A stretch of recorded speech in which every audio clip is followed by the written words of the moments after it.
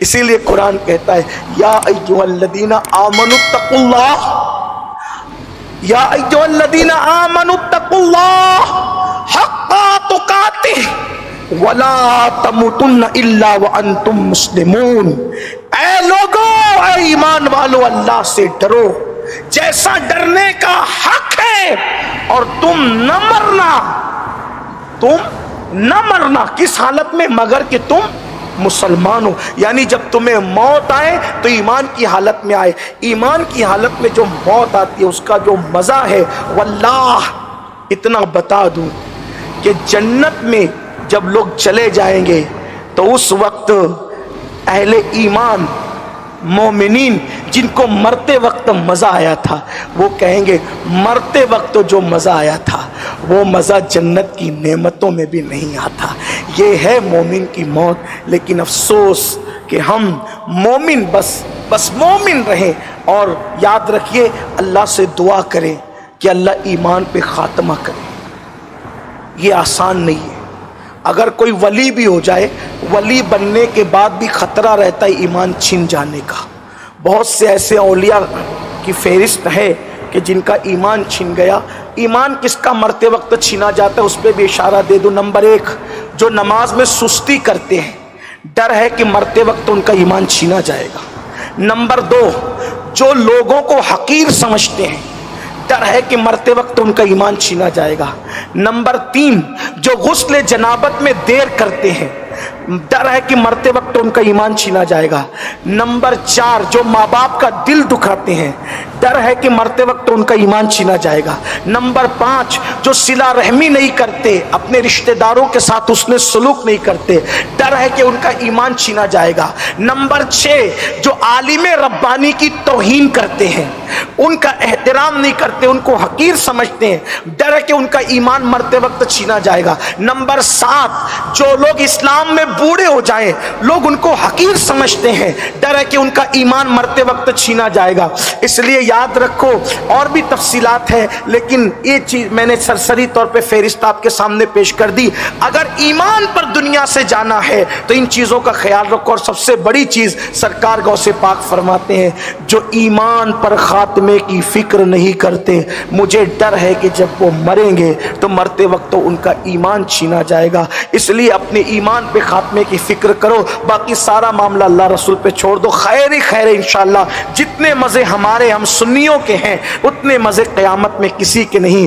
کیوں؟ اس لیے کہ صد شکر و ہستیم کہ میانے دو کریم، کہ ہم دو کریموں کے درمیان ہے، حق تعالی بھی کریم اور محمد بھی کریم، دو کریموں میں گناہگار کی بن آئی ہے۔ حضرت استاد زمن فرماتے ہیں سرے حشر عاصی مزے لے رہے ہیں، سرے حشر عاصی مزے لے رہے ہیں۔ کیوں مزے لے رہے ہیں؟ شفاعت کسی کی ہے، جنت کسی کی، شفاعت کسی کی ہے، جنت کسی کی، اور میں ان کے در کا بھکاری ہوں۔ فضل مولا سے حسن فقیر کا جنت میں بسترا ہوگا۔ تو حضور سے وفا کیجئے، ایمان پر خاتمے کی فکر کیجئے۔ امام اہل سنت سید اعلیٰ حضرت فرماتے ہیں کہ میں جتنے ولیوں سے ملا، میں ایک ہی تمنا لوگوں سے دعا کرواتا رہا کہ دعا کرے کہ میرا خاتمہ ایمان پر ہو۔ غوث پاک فرماتے ہیں، کسی نے آپ سے پوچھا عید کے دن بھی آپ روتے نظر آتے ہیں، فرماتے ہیں عبد القادر کی عید اس دن ہوگی جس دن عبد القادر کا خاتمہ ایمان پر ہوگا۔ اس لیے ایمان پر خاتمے کی فکر کریں، ہر دعا کا حصہ بنا لیں کہ اللہ ہمارا خاتمہ ایمان پہ فرمائے۔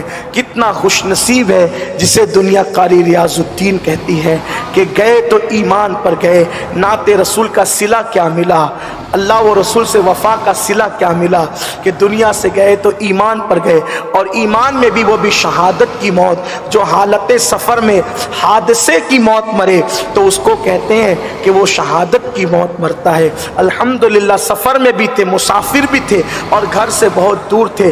یہ بھی آپ کو بتا دو مسلمانوں کہ ایمان پر جسے ہم خاتمہ بالخیر کہتے ہیں نا، اس میں لوگوں کی ایک کجی ہے۔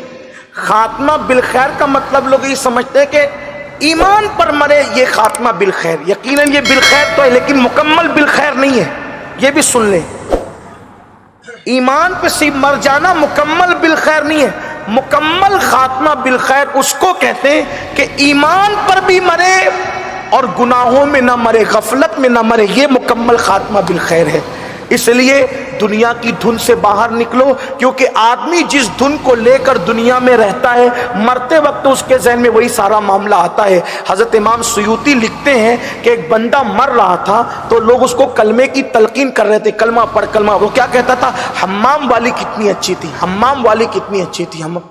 تو اس کے گھر والوں سے لوگوں نے پوچھا بھائی یہ مرتے وقت کہتا ہے حمام والی کتنی اچھی تھی، تو یہ حمام کا کیا معاملہ ہے؟ تو کہا گیا کہ ایک یہ حمام چلاتا تھا اس دور میں، جیسے آج کے دور میں لوگ کلمے وغیرہ کچھ معاملات چلاتے ہیں، اس دور میں حمام ہوتے تھے، لوگ غسل کرنے اس میں آتے تھے، لوگ اس کا پیسہ لیتے تھے، گھر گھر غسل خانے نہیں تھے۔ تو وہ یہ ہوا کہ ایک عورت آئی ایڈریس پوچھتے ہوئے، تو اس نے اس کو حمام میں داخل کر لیا اور کہا کہ تو اس کا فلاں کا پتہ پوچھ رہی ہے، جبکہ تیرا حسن مجھے بھا گیا، میں تیرے ساتھ زنا کرنا چاہتا ہوں۔ اس نے کہا تو میرے ساتھ کیا کرنا چاہتا ہے؟ میں تیرے ساتھ زنا کرنا چاہتی ہوں، لیکن ایک بات ہے کہ مجھے بھوک لگی ہے، خالی پیٹ زنا کا مزہ کیا آئے گا، کھانا لا تاکہ کھا کر پیٹ بھر کر کے جب بدکاری کریں گے تو پورا پورا مزہ آئے گا۔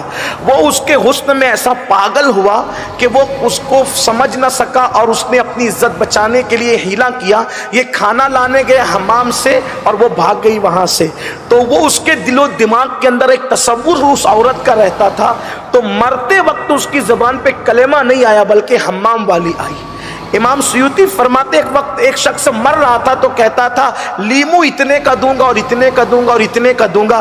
تو لوگوں نے کہا اس کی زبان پہ کلمہ کیوں نہیں آتا؟ کہ یہ لیمو کا بیوپار کرتا تھا، یہ اللہ کی دھن چھوڑ کر ہمیشہ یہ کاروباری کی دھن میں لگا رہتا تھا۔ تو مسلمانوں، کاروبار بھی کرو، بزنس بھی کرو، رشتہ داری بھی کرو، لیکن دل میں اللہ رسول کا جلوہ بسا رہنا چاہیے، کیونکہ دل و دماغ میں جو بسے گا مرتے وقت وہی زبان پر آئے گا۔ اس لیے ہر وقت زبان پہ کلمہ طیبہ ہو، درود شریف ہو، تاکہ دنیا سے جائے تو کلمہ پڑھتے درود شریف پڑھتے جائے۔ اللہ سے دعا ہے اللہ سب سے پہلے مجھ گنہگار پہ رحم فرمائے، آپ سب پر رحم فرمائے، اللہ ہمیں ایمان پر رکھے اور خیر کے ساتھ، مکمل خیر کے ساتھ اللہ شہادت و عزت کی موت ہم سب کو مدینہ منورہ میں عطا فرمائے، 2 گز زمین محبوب کے قدموں میں عطا فرمائے۔